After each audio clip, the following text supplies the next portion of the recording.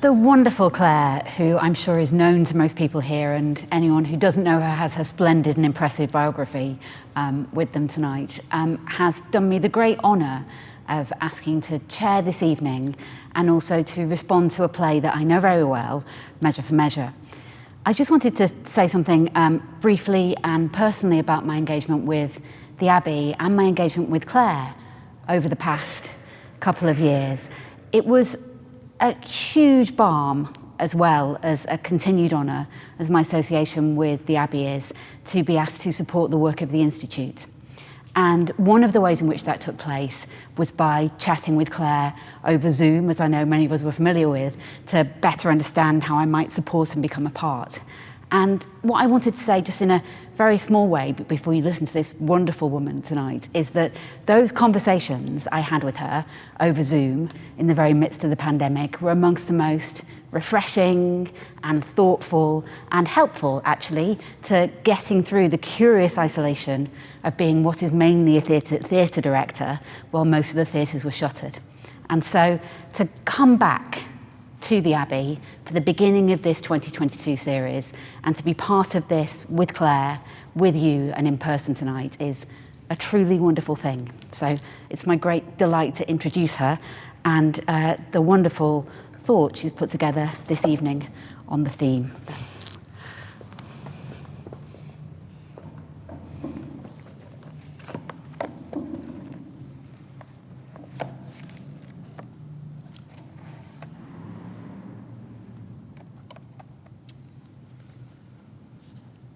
The Duke is very strangely gone from hence. Upon his place, and with full line of his authority, governs Lord Angelo, a man whose blood is very snow broth, one who never feels the wanton stings and motions of the sense, but doth rebate and blunt his natural edge with profits of the mind, study and fast. In Shakespeare's Measure for Measure, from which these words are taken, the Duke of Vienna wants to reassert law and order in a society his laid-back rule has brought to licentiousness. But he shrinks from the task himself, knowing his very human, very natural failings. He was, as Aeschylus says later in the play, he was one that above all other strifes contended especially to know himself. Not only is the Duke aware of his own faults, he is also wary of what high office is doing to him.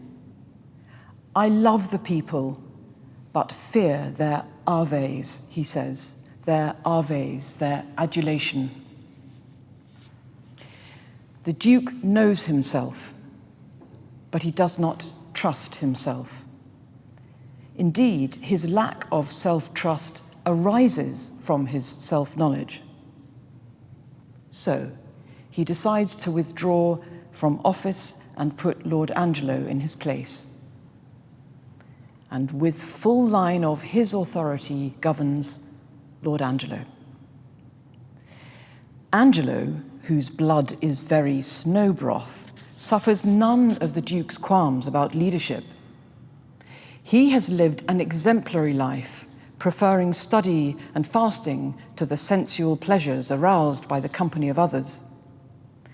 On the face of it, he is a man of tremendous virtue, and he is entirely confident in administering the law that enforces virtue in letter and spirit.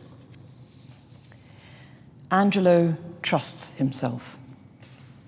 He is very different from the Duke, who is only too aware of his own fallibility as a human. Angelo trusts himself, but he does not know himself. Dressed in a little brief authority, most ignorant of what he's most assured, says Isabella of him later in the play. This is a conundrum worthy of our exploration. It is relevant to public life and service. The self-trust that comes from a lack of self-knowledge is a brittle trust indeed and does not make for good leadership. But with self-knowledge often comes a failure of self-trust, a natural modesty and diffidence about leading others, about speaking with confidence, about making decisions. Surely in good leadership, both self-knowledge and self-trust are needed, but on the face of it, they appear to be incompatible. And so this lecture will explore the conundrum using Measure for Measure as a guide. Through the character of Angelo, I will explore how disastrous leadership is when it comes from self-trust that depends upon a lack of self-knowledge. Then, through the character of the Duke, I will explore why it is that self-knowledge makes self-trust so hard. And finally, through the character of Isabella, I shall see how the incompatibilities can be resolved. And in the resolution, we may find the means to become that rare and valuable thing, a public servant who has both self-trust and self-knowledge. The Duke is gone, and Angelo sits firmly in his place as ruler of Vienna. He commences the task of dusting off Vienna's long unenforced laws on sexual behavior. He orders the cleansing of the stews, the closing of the bawdy houses, the sentencing of fornicators to death. Straight away, his ignorance of what he's most assured is showing itself. His snow broth blood blinds him to human nature and the laws of supply and demand. He does not see that to succeed in enforcing the laws on sex, he will have to geld and splay all the youths of the city, as fool and truth-teller Pompey Bum points out. If your worship will take order for the drabs and the knaves, you need not fear the bawds. Pompey the fool has more self-knowledge than Angelo, but Angelo is clear and decisive. He does not need to be taught. He believes he has arrived fully morally formed. He has the confidence of one who does not know what he does not know. A prominent citizen is condemned, Claudio, who has slept with his betrothed lady Juliet and made her pregnant. They are not actually married, and this makes Claudio a fornicator in the eyes of the now active Viennese law, and so his life is forfeit. Angelo condemns him to death. Then Claudio's sister Isabella comes to Angelo to plead clemency, but Angelo is firm and fair. He says if he were in Claudio's place, he would exercise the same judgment on himself. The law is the law, and fornicators must die. Angelo trusts himself. His certainty allows for no porous compassion, and he exercises no restraint on the power he has been given. He is a tyrant, enforcing stability through external laws and not by consent, as tyrants have always done, as they do today. The chastity and the good behavior of the people come from a merciless law that makes them so, not because of their own inner temperance. Just as the people of Vienna become virtuous only because of an external force, so Angelo's virtue is external only, and it does not last. Isabella destroys his carapace of piety. She is a postulant nun of the Order of St. Clare, known for their strict rule of life, and Angelo, unmoved by the sensual bawd, is roused to distraction by Isabella's virtue. He has no knowledge of the hot blood of human fallibility. He does not recognize it or understand it. He only knows what he is feeling. And what is happening inside him now is in direct conflict with his outward carapace. His trust in himself The self that is the outward carapace is betrayed, deceived. But he is still a leader, and he has power, even if it is power bestowed, not earned, power born of self-trust, not self-knowledge. This power is incapable of being turned inwards to control his own feelings, which in any case he does not understand, and it lashes outwards to Isabella, to vile purpose. He tells Isabella, "You can win your brother's pardon, but only by giving your body to me." He is tyrannized himself now by the hitherto unacknowledged demon within him. Enslaved by it, Angelo is ready to destroy Isabella's chastity, that is to say, her identity, her integrity, her true inwardness. Isabella's chastity has nothing whatsoever in common with Angelo's external casing of virtue. Oh, what may man within him hide, though angel on the outward side, as the Duke says later in the play. And worse still, Angelo does not keep his word and save Claudio's life. After Isabella has, apparently, given in to his demands and lain with him, Angelo repeats his order for Claudio's execution, demanding that the severed head be brought to him as proof that his dastardly order has been carried out. Isabella has, in fact, arranged things so that, under cover of darkness, Angelo has sex not with her, but with his long-abandoned fiancée, Mariana, who inexplicably still loves him. And the prison provost arranges for a substitute head to be brought to Angelo. Isabella remains chaste and Claudio alive. Just as Angelo is deceived in himself, so is he deceived by the world. That the harm he intended does not come about in no way exonerates Angelo. Given the right context, our exterior-only self-trust is shattered. It is not enough to have self-trust without self-knowledge.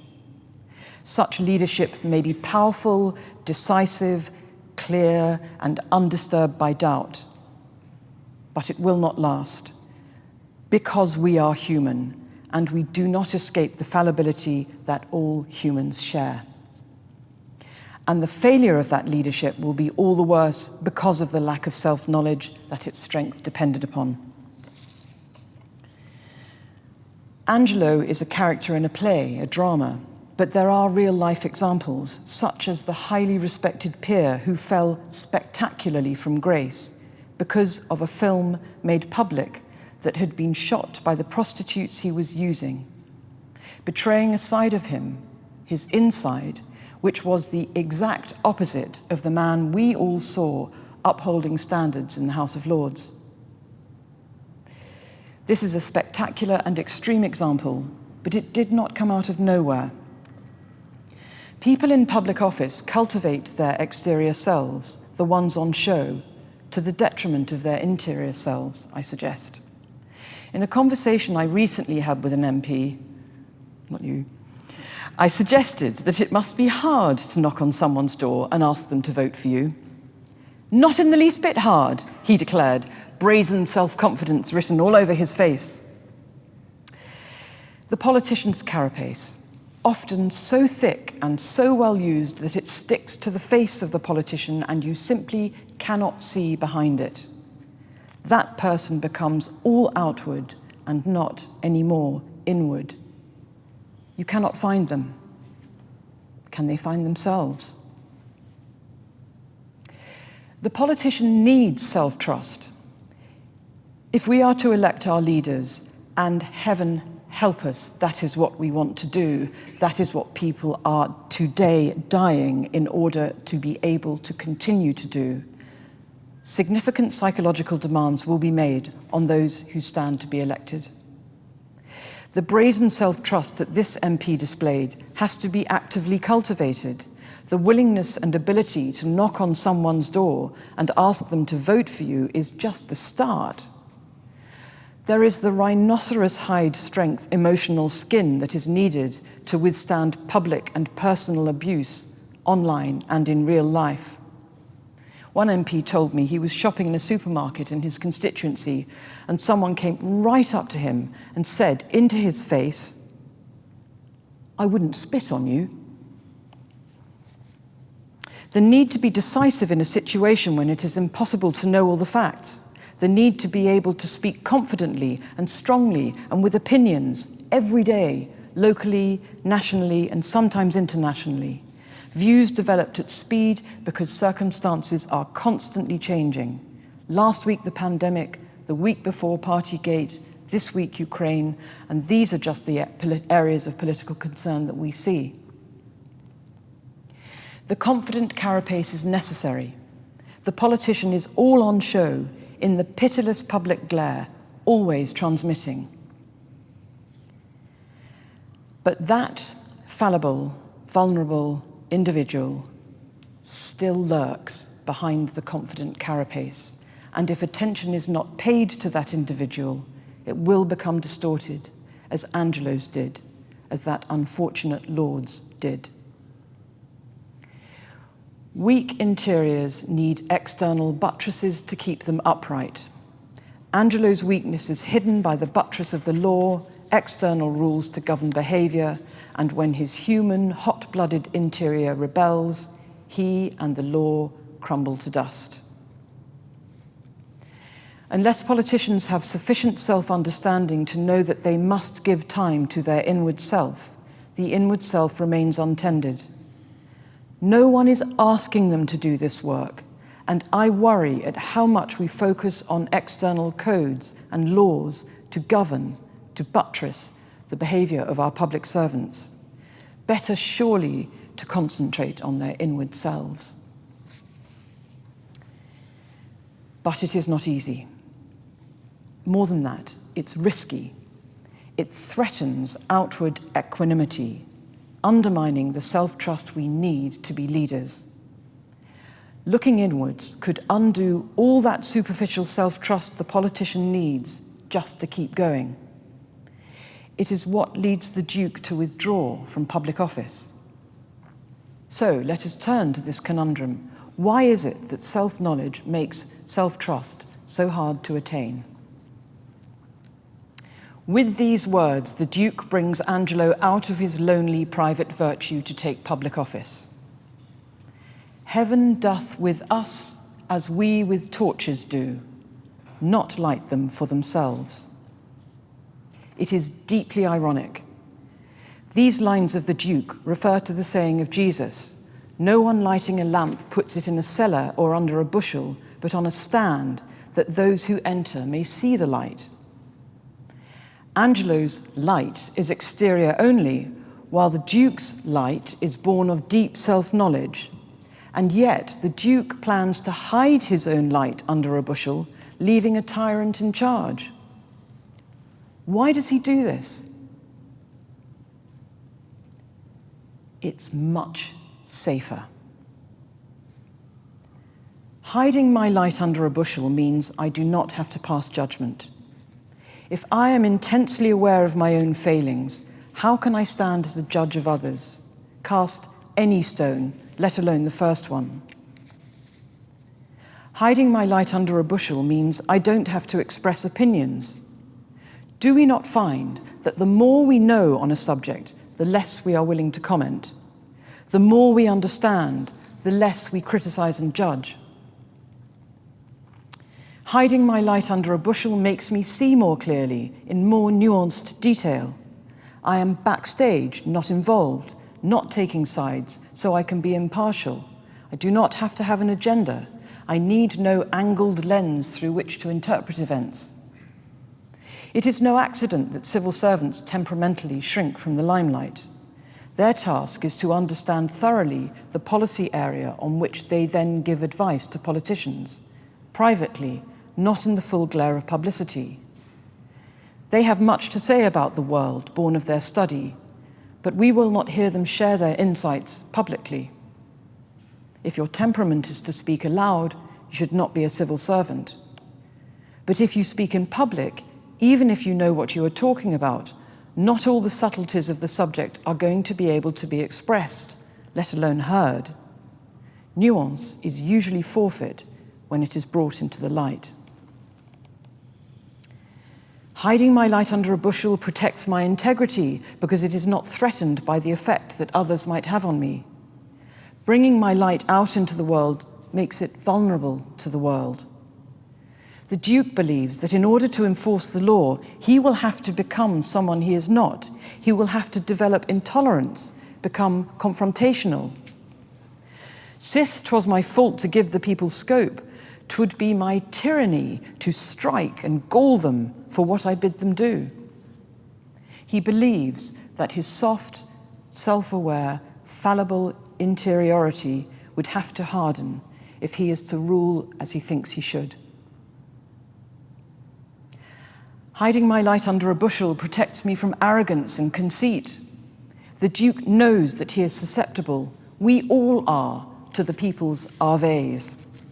Celebrity status, the myth of greatness, the politician's particular temptation to have their fragile, well-intentioned egos recognized and applauded. It is hubristic, dangerous, short-lived.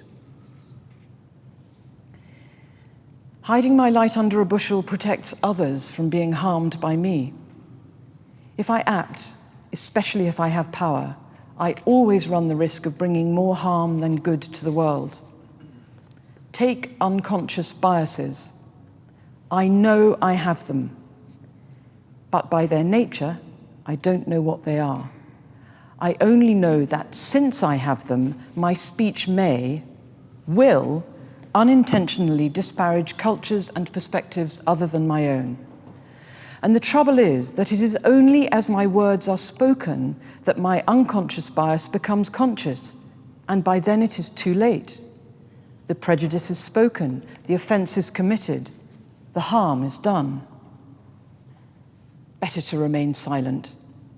Better to hide my light under a bushel, not least because there can be an Angelo-style response to our failings here, a spirit abroad that will condemn without mercy a sin that is in all of us. And so, with my light hidden cravenly under a bushel, my talent safely buried, I am paralyzed. The lack of self-trust from an increase in self-knowledge brings about an inability to act, a wish to withdraw from public life, a wish not to be required to lead, as the Duke found. Yuval Levin, commentating on trends in the US, calls this paralysis distorted passivity, a growing phenomenon caused by excessive risk aversion. He says, "We have a rising generation acutely averse to risk and so to every form of dynamism. Excessive risk aversion now often deforms parenting, education, work, leadership, and fellowship in our society. It is intertwined with a more general tendency toward inhibition and constriction, with Americans walking on eggshells around each other in many of our major institutions, and with codes of speech and conduct becoming increasingly prevalent. Needless to say, the online world facilitates this trend, letting more and more people live, in Levin's words, as functional loners, meeting their needs with a minimum of eye contact or interpersonal risk. A distorted passivity, a riskless loneliness, curled up in front of a screen in our bedrooms, avoiding eye contact. But, another irony, there are no bushels in the online world to hide under. Rather, there is total exposure. Online, I can be seen by the indiscriminate all, and far more of me can be seen than most of us realize, as we unwittingly expose our preferences to algorithms which nudge them unerringly into extreme positions, and the joys of personalized advertising. So, are we to be stuck with this? Self-trust comes only from a lack of self-knowledge, and so those who are confident enough to lead, to speak, to act are by the very same token exterior beings stuck on the outside, unwise and unaware. God help us all, if that be so. In the final scene of Measure for Measure, the Duke has resumed his seat of authority.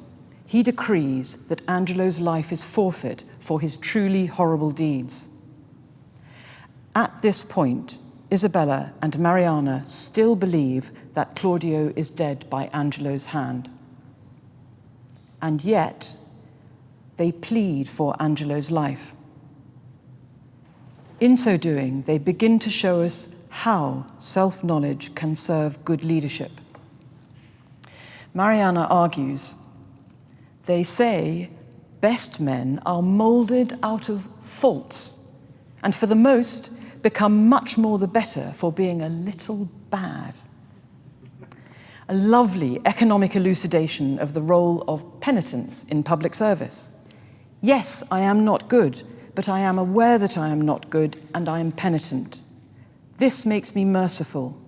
It makes me porous, not impermeable, as my carapace of false virtue is pierced, and light shines on my vulnerable, fallible self, which has its part to play.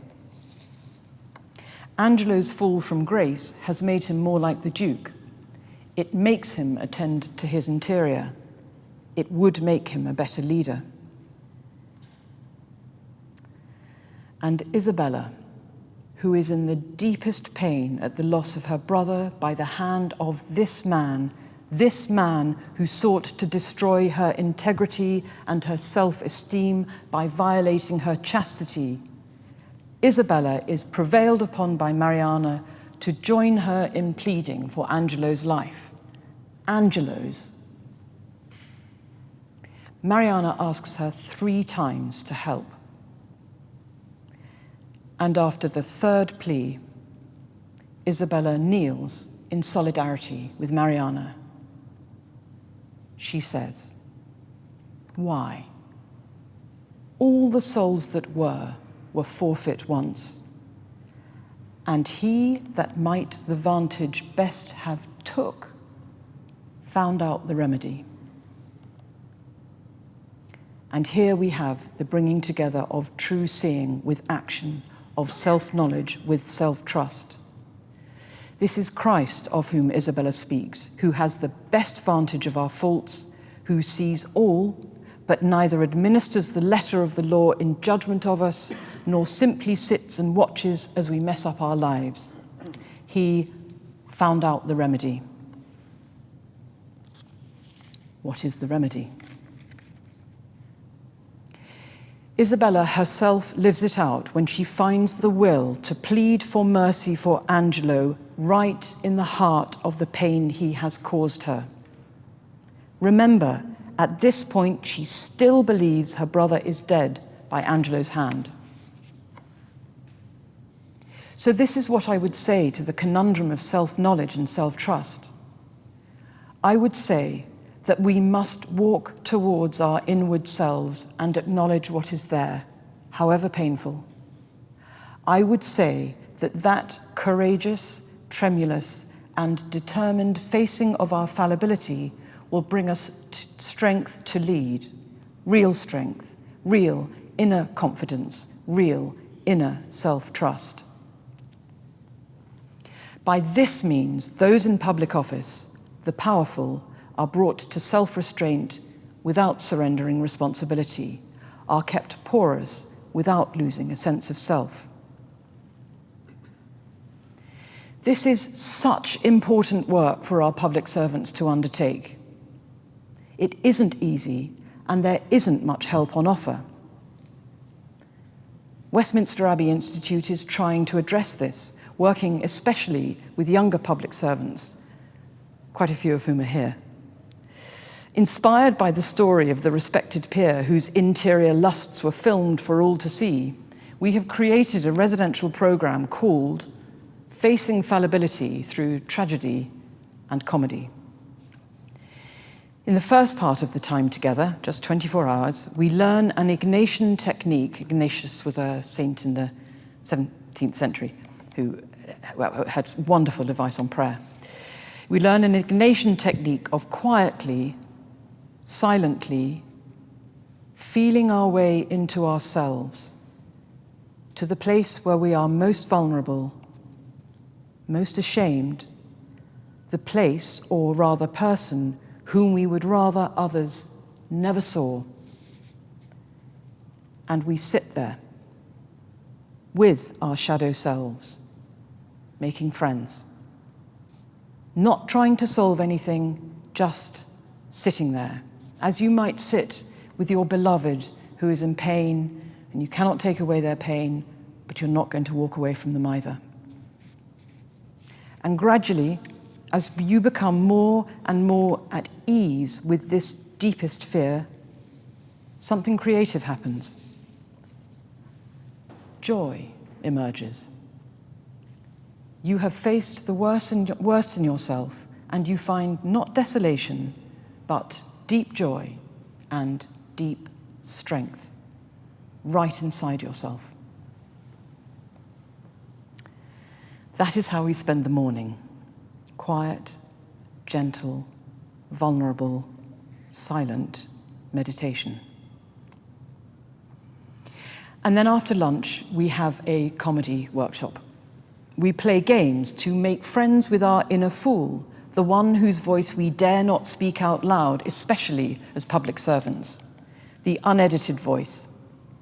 And we discover it is, like Shakespeare's fool, both very funny and also truthful.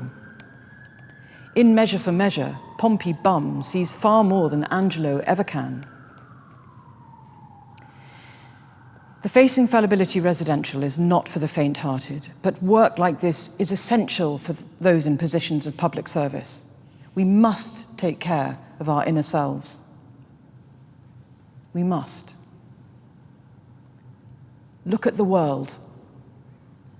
Never has it felt more important to do everything we can to strengthen leadership by consent, by self-knowledge, by porous tolerance, by listening to others, finding trust and truth in ourselves, right in the heart of ourselves.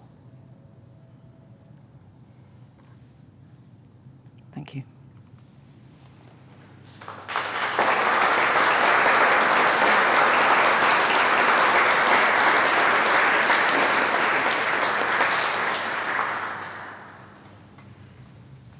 Thank you, Claire, for such a considered and moving lecture. Any appeal to temper power with an understanding of what makes us all human feels essential at the moment. I am sure we'll all derive great comfort from your hopeful progress with the Institute towards a more compassionate and honest public life. Plus, what a top woman you are. And what great and august company to be in on International Women's Day. Oh. So, I know Measure for Measure horribly well, and it was wonderful to be returned to it through the prism of trust in oneself.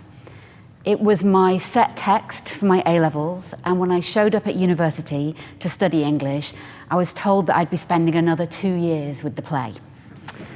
It's also the most recent Shakespeare play I've directed, so either I've trailed about after the play or Measure for Measure has been in pursuit of me for over 20 years.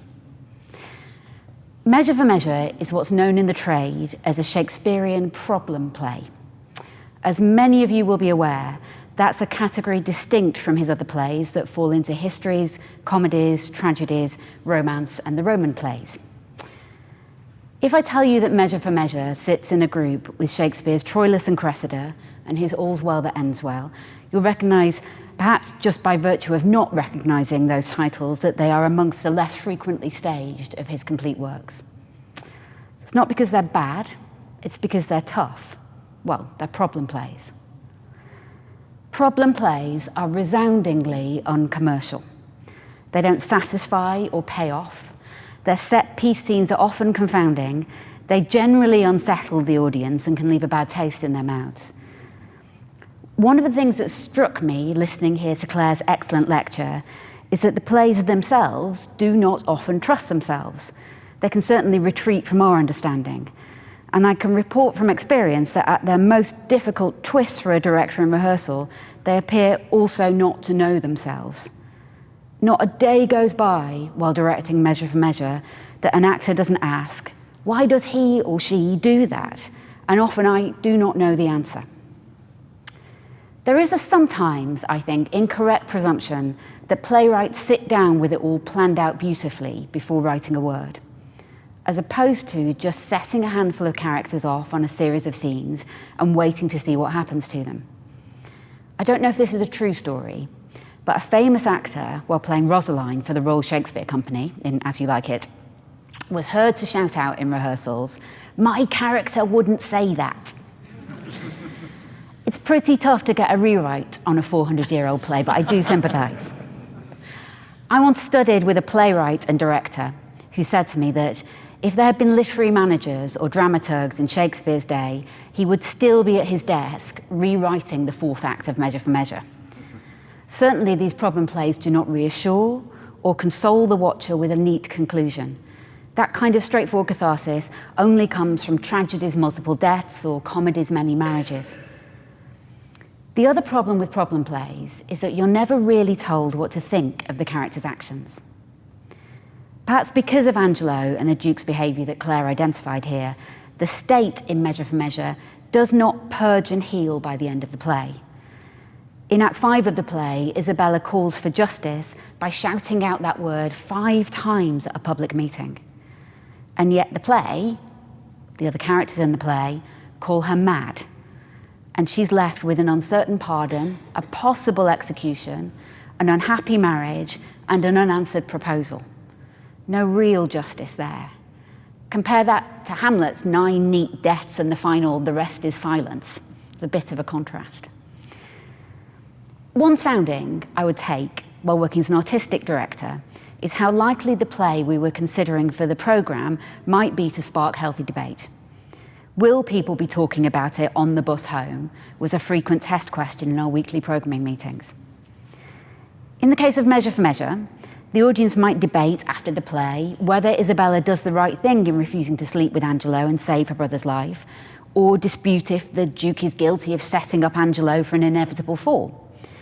Is it a selfish power play by the Duke or a prudent sacrifice for the good of the state on his part?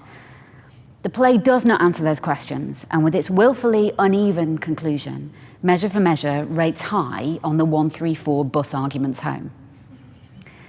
Despite playing well on the bus, these wonderfully knotty problem plays are still not popular plays.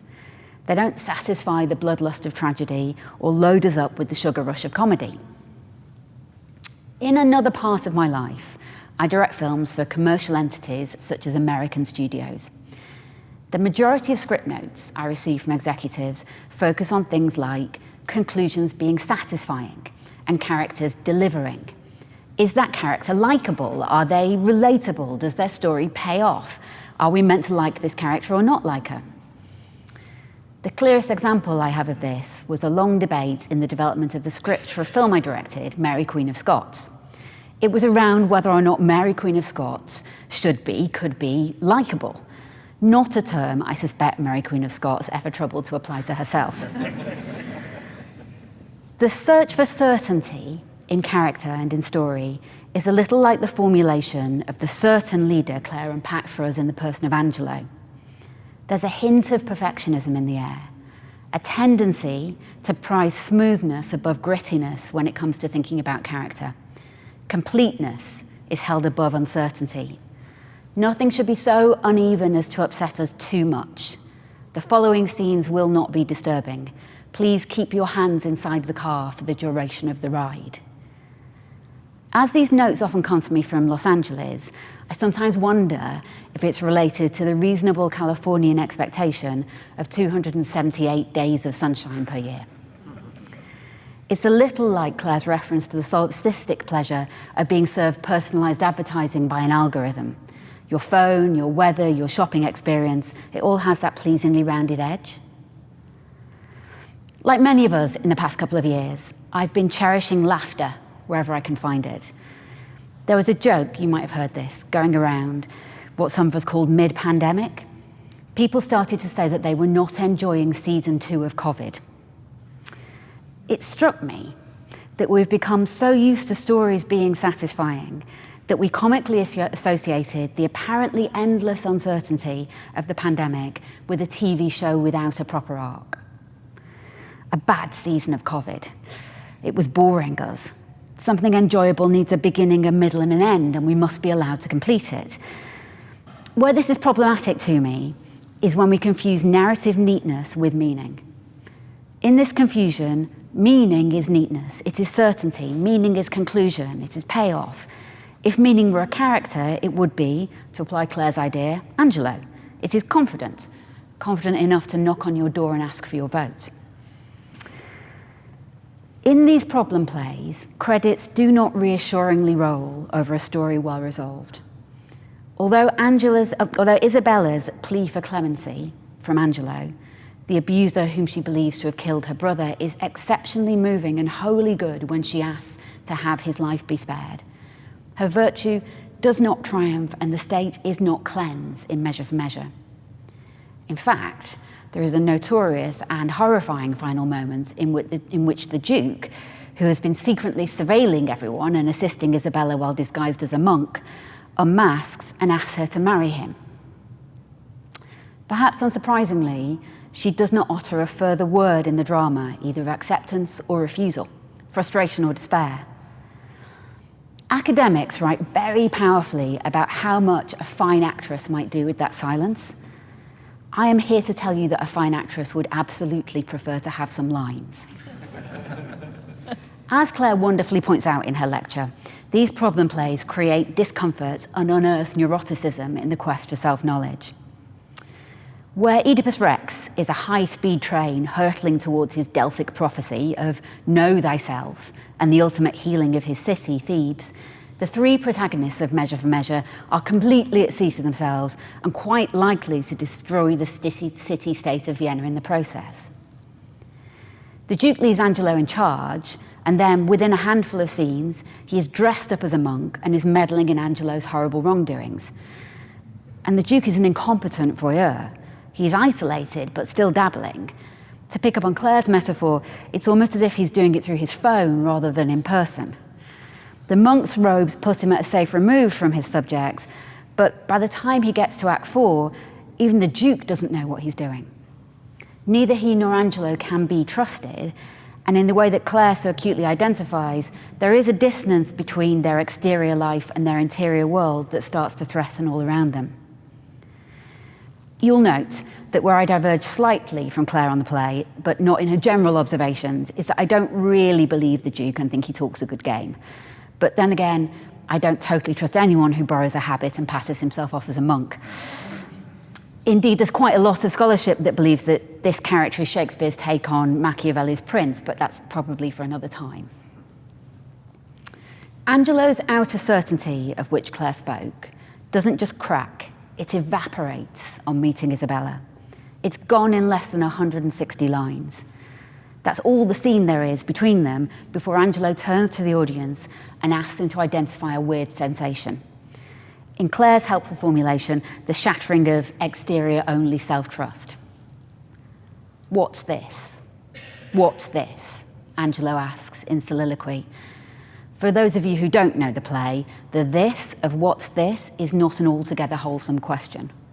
Indeed, to trace Claire's argument through, it's not only his summoning lust for Isabella, it's also a summoning sense of what Angelo's power might award him in the pursuit of that lust.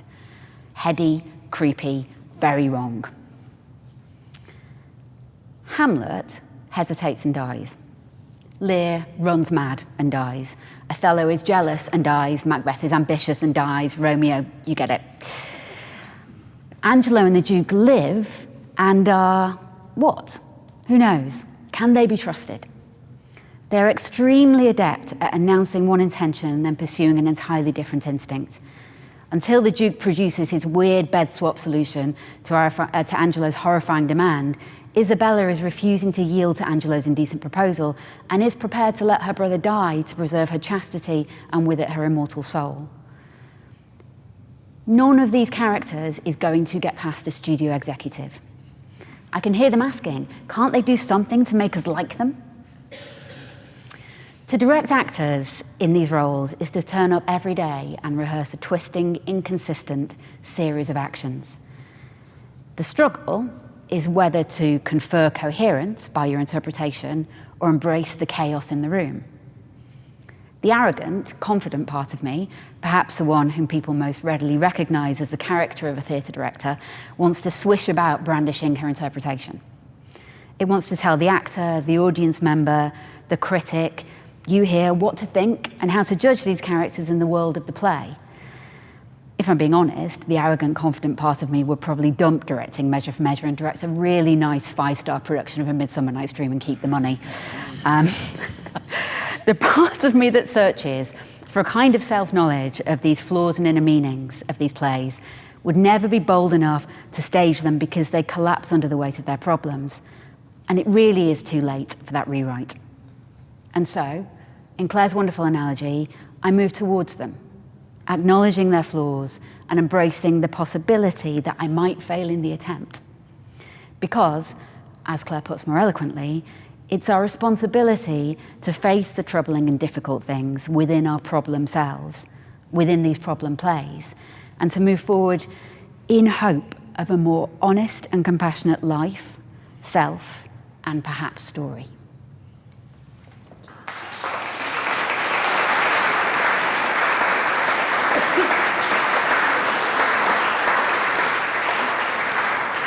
Sorry, like a true Mancunian, I immediately scattered. But I am going to take some questions for Claire. Well, and me, but Claire, I hope, mainly. Yes, there's a gentleman at the back there, just in from the lady with the purple coat. After 2 feasts of lectures like that, it's a bit difficult to say anything about something that might be a different perspective. But I do notice that in common with a great deal of reflection that's going on at the moment, both of you are focused on the role of leadership in public service. And what concerns me a bit about that is the issue of followership. Because if I may talk about a politician that everybody here will recognise, it is quite widely claimed that the public is not interested in the kind of inner coherence that you're talking about. And therefore, there's a question, isn't there, about how we, who are not leading anything, incentivize the kind of things that you're talking about.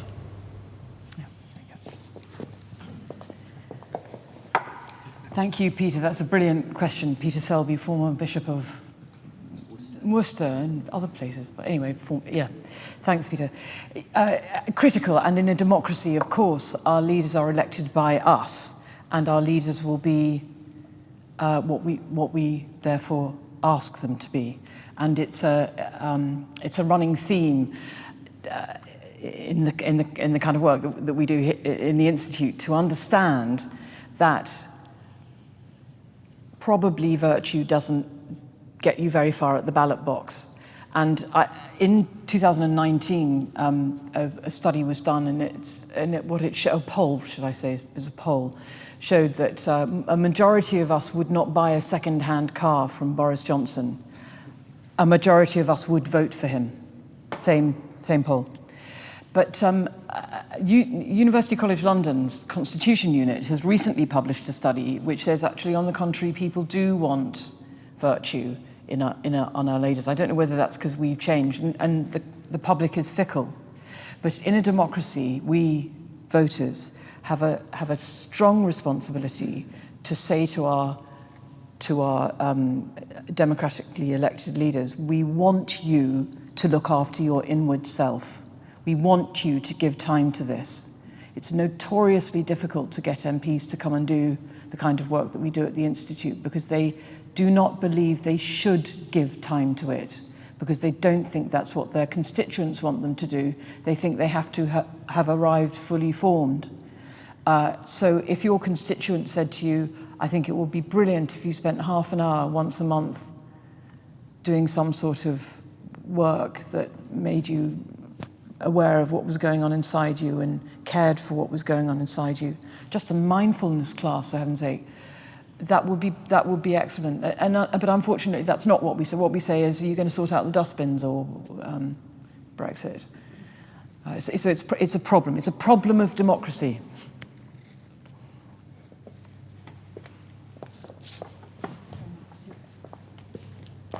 Yes, gentleman here. Going on from what you just said, Claire, how do you encourage people to perhaps take part in the kind of sessions that you have here when those who most need that help are those least likely to recognise that need in themselves?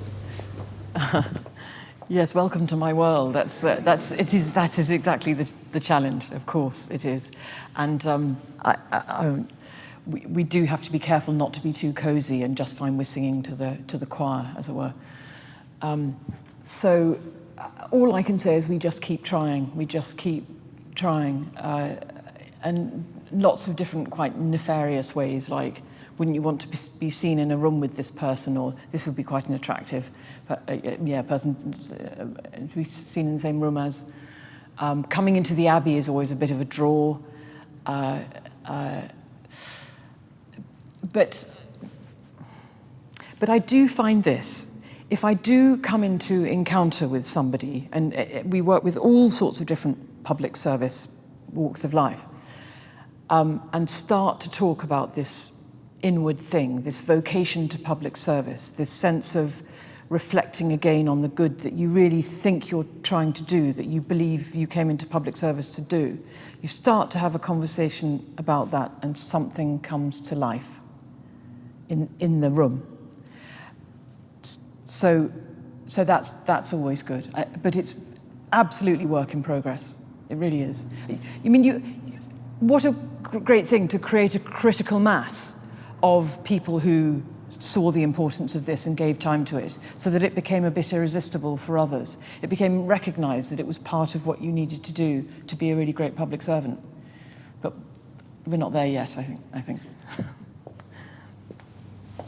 Yes, there's a gentleman at the back there.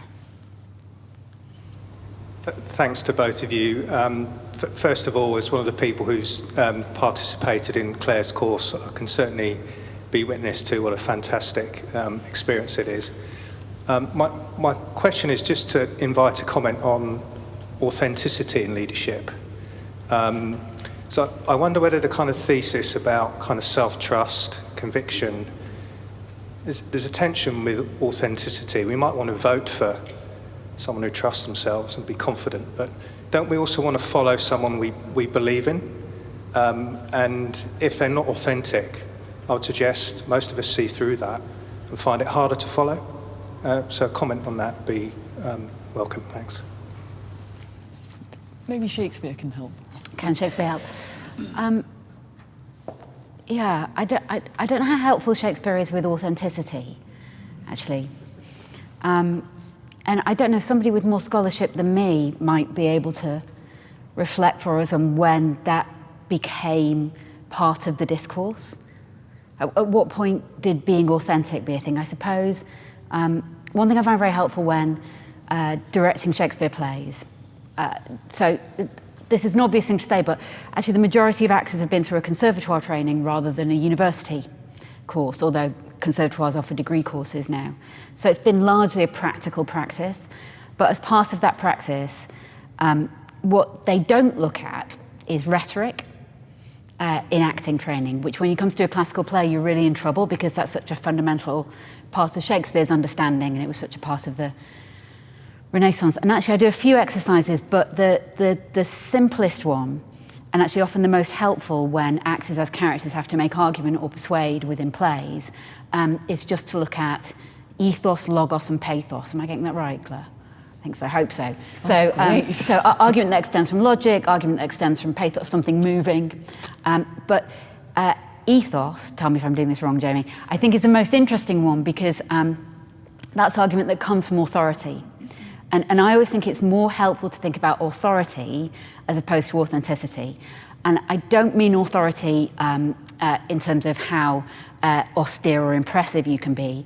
I mean authority in the way that my mother sometimes just needs to go, we're doing this because I'm your mother, Josie. You know, she doesn't need to say another thing in order to get that thing to happen. And I think that I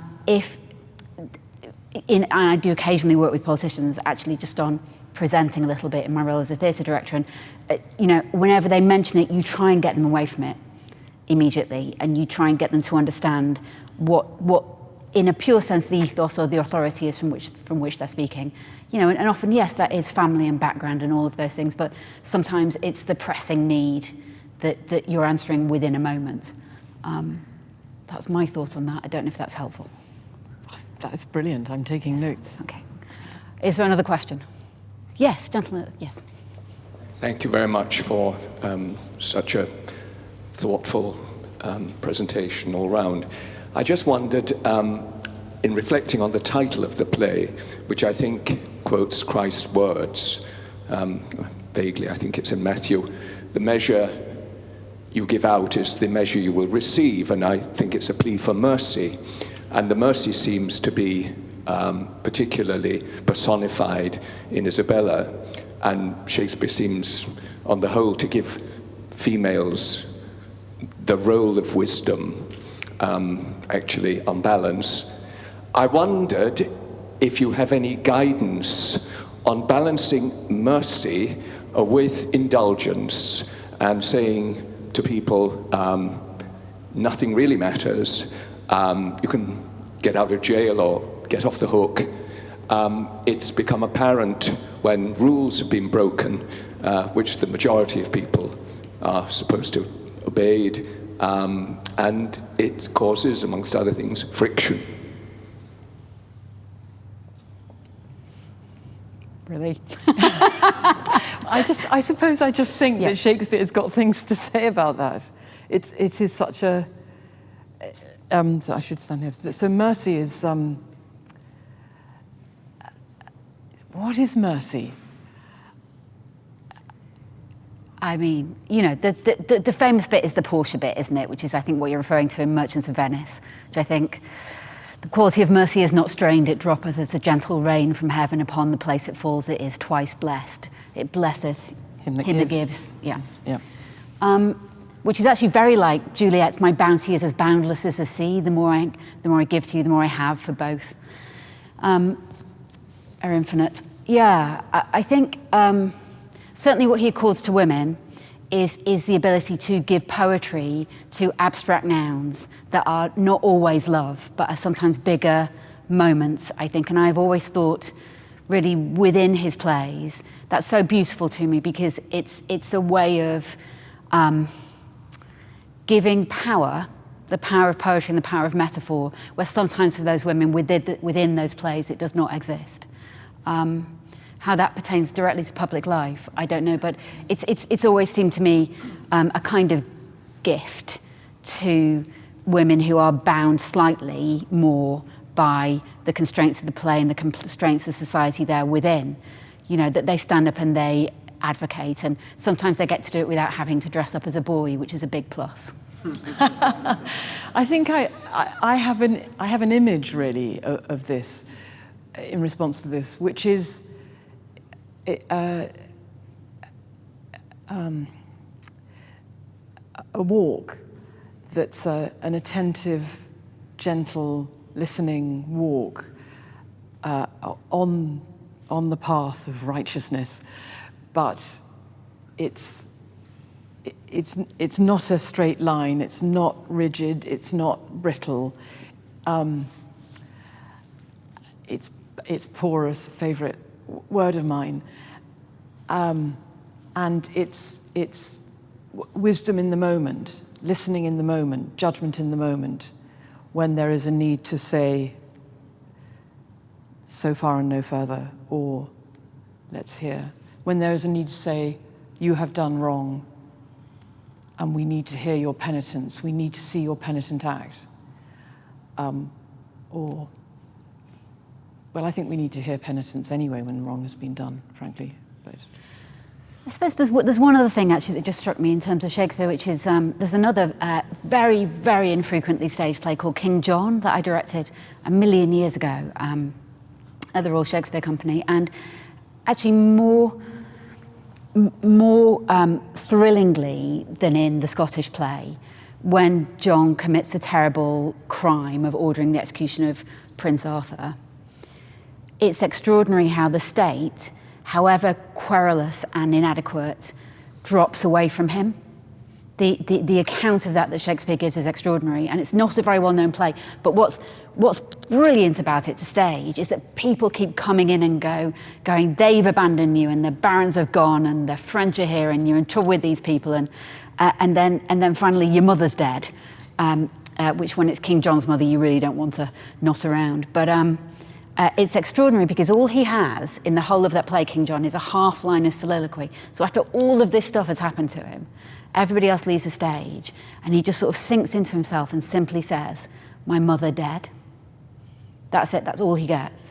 And there's something, I think, about him having broken the moral compact of his office so utterly that he's not even allowed a proper soliloquy at that point. So whether or not that cheers anyone up, I don't know. Thank you, Claire, for your wonderful lecture. What a total honour and a delight.